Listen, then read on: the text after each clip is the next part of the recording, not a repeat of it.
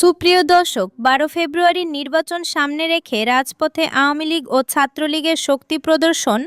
আসন্ন ১২ ফেব্রুয়ারির নির্বাচনকে কেন্দ্র করে দীর্ঘ ১৭ মাস পর এই প্রথম প্রকাশ্য রাজপথে চোখে পড়ার মতো কর্মসূচি পালন করেছে আওয়ামী লীগ ও বাংলাদেশ ছাত্রলীগের নেতাকর্মীরা। রাজধানীসহ দেশের বিভিন্ন স্থানে মশাল মিছিল, বিক্ষোভ ও সড়ক অবরোধের মাধ্যমে তারা তাদের অবস্থান জানান দেয়। কর্মসূচির অংশ হিসেবে একাধিক গুরুত্বপূর্ণ সড়কে যান চলাচল বন্ধ করে দেওয়া হয়। কোথাও কোথাও গাড়ি ভাঙচুরের ঘটনাও ঘটে বলে প্রত্যক্ষদর্শীরা জানিয়েছেন।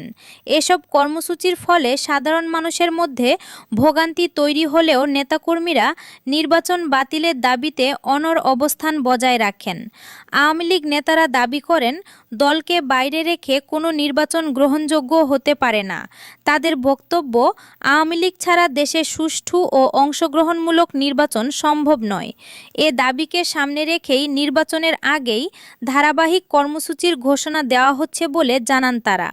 এদিকে দলীয় সূত্র জানায়, নির্বাচন ও চলমান রাজনৈতিক পরিস্থিতি নিয়ে সাবেক প্রধানমন্ত্রী শেখ হাসিনা দলের শীর্ষ নেতাদের সঙ্গে গুরুত্বপূর্ণ বৈঠক করেছেন।